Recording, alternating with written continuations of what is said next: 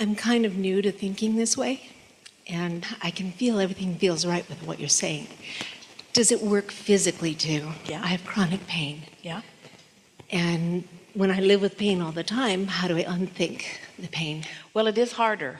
Just like with our friend, it's harder to have an occupation where she's focused continually on something that we're encouraging her not to think about for a while. And so when something's hurting in your body, it's hard not to notice it. So look at it this way. You're going to like this. So let's say that your goal is to have a whole lot more money than you have. And your logic tells you that it's not just going to fall into your bank account today. But you could, in 5 or 10 minutes of conversation, you could find the feeling or the essence of prosperity. So you could accomplish the feeling of prosperity, even though the reality, the manifested actualization of money hasn't come yet. Does that make sense?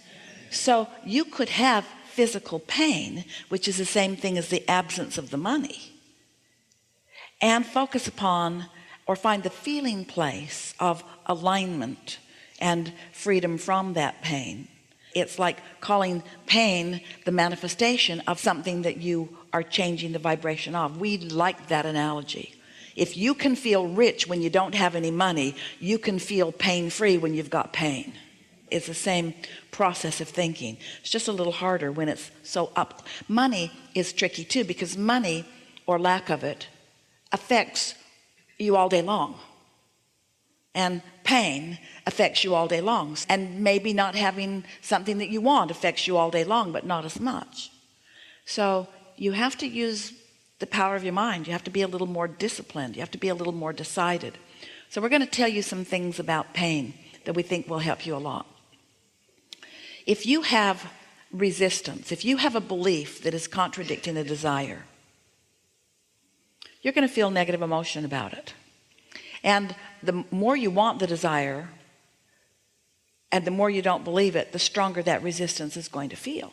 So if you've got resistance, if you've got that negative emotion within you, which is simply the indication that you're not up to speed with who you really are, you're holding yourself back. Part of you is gone and the other part of you isn't going, which causes this tug of war, which is what the feeling of negative emotion is. If you've got negative emotion and you don't recognize it and do something to soften it, it will get bigger. It will become more and more and more and more and more, and eventually it becomes physical pain. Physical pain is just an extension of, it's an indication of resistance. But it's not very helpful to someone to say, well, your pain is because you've got resistance, get rid of it, because if you could get rid of it, you would. But it is helpful to know that you can do something about it. And the thing that is most important for you to understand, most people think that when they have physical pain, that there must be something really, really big and important that they are denying. And that is rarely the situation. What it is a whole bunch of things that you care about that you're just denying. And a lot of people are doing the same thing. You have so many beliefs that are contradicting so many desires. That's all that it is. Beliefs that contradict desires. And so now you've focused on that. When it comes up and you're actually in the moment of doing it, you'll catch yourself doing it. And then maybe, if you care about it, you can soften the thought just a little bit. Here's the other thing. Now that was not all that helpful. Because what we just said to you is, you're doing stuff and you don't know you're doing it, and that's why you hurt. So don't do that anymore. That was completely not helpful. But it is the basis. It's important to understand that. So in that way, it has the potential of being helpful. It's just not helpful yet. But this will be helpful right away.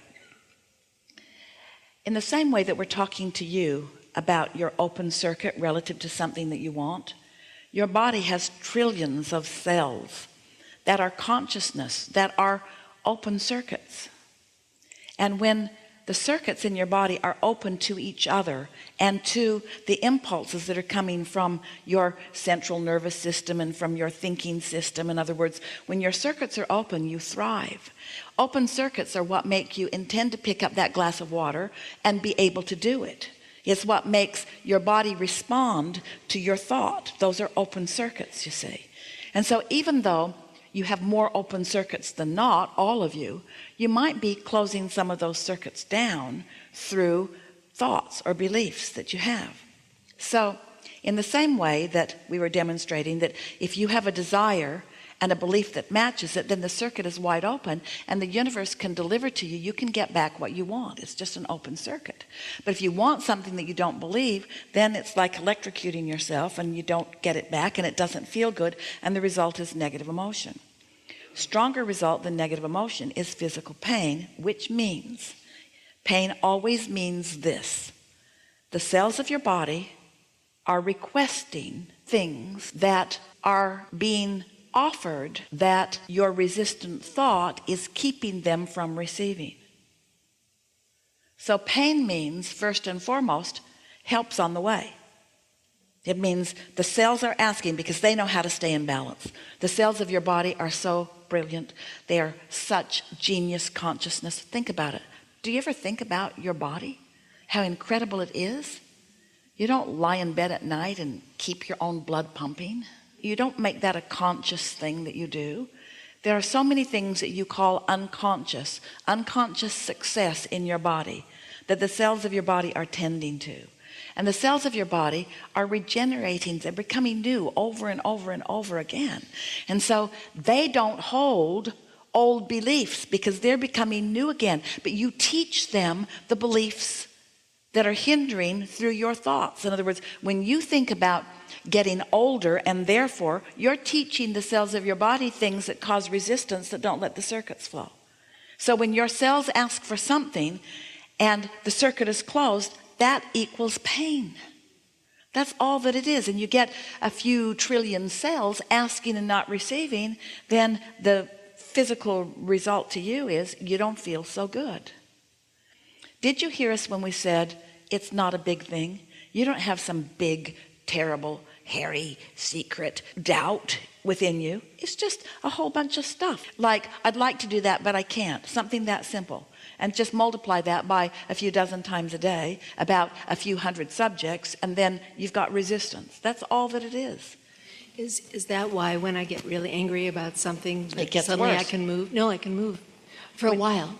When you get angry, what happens when you really know what you don't want is you know what you do want. And so your belief or your desire has just been emphasized. This is really good, because this is something that we said for the first time today, and this is the follow through on it. So we are appreciating your observation, because this is what it means. You know, earlier when we said to you that if you've got a very clear desire, it doesn't matter what you believe. So when something happens that really made you angry because you knew you really didn't want it, it made you know you really did want it, and for a moment the energy really flowed in a powerful way. Yeah, the desire was dominant for a moment, as you said, for a moment. Yeah. So I don't want to stay angry all the time, huh? Well, beats hurting. Clarifying is just going to keep coming to you, but don't overthink it, but pay attention to the way you feel. Haven't you noticed that all of you, we're asking all of you that, but you'll be able to answer this specifically too, but all of you think about this. Isn't one of the most uncomfortable moments that moment of indecision? About anything. Should I do this or should I do that? That uncomfortable decision, it's kind of like you're just sort of paralyzed. And then isn't the opposite true when you've decided something? When you decide something, don't you then feel like getting into motion? Don't the ideas begin flowing? Doesn't the magic start happening once you've decided about something? And so the same thing is true about this. The helpful things that we've given you here. First of all, there's not anything big that's gone wrong. You don't have some big belief that is hindering you. You just have, like almost everybody else, a lot of hindering thoughts about things that do matter to you. And our friend who said earlier, I just decided not to care. I just accepted that I was probably not going to get called on. And there was such power in that, because as soon as she accepted that she wasn't going to get called on, she let go of the struggle of that. And when she let go of the struggle, the resistance went away, and the light around her, it was like suddenly she turned a beacon light on that took our attention right to her. When you decide that you're just not going to worry about the physical discomfort, you're just not going to worry about it. You're not going to exaggerate it. You're not going to try to explain it to anybody. You're just going to accept it. You're just not going to try to make a big thing about it. You're just going to accept it. You're just going to accept it. Just accept it without trying to change it, without wondering how it got there, without feeling like you did something wrong, without turning it into more. It just is, and it's okay. Well, it just is, and it's okay. That feeling of it's okay diffuses so much. One day, not too long ago, Esther was in a hotel like this, and she was going through the kitchen back to her suite on the segment of refreshment. And she rides the service elevator because it's a more direct route up. She doesn't bump into so many of you. So she got on the elevator with a man who belongs on the elevator because he works back there, and he saw Esther and knew she didn't belong. And so he explained to her, there's another elevator for you. And Esther's looking at him. He was so sweet. And then his next words were, but you didn't know. But you didn't know. And Esther just wanted to lick his face.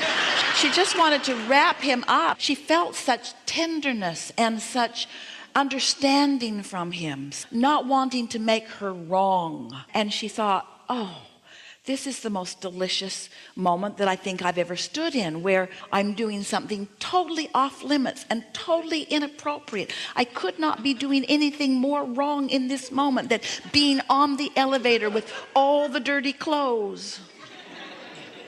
But you didn't know. But you didn't know.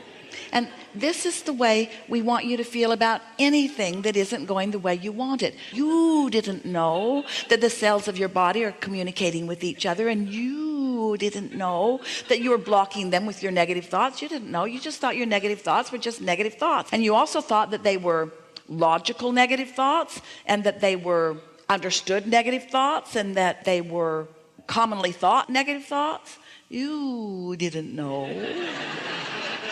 But now you know.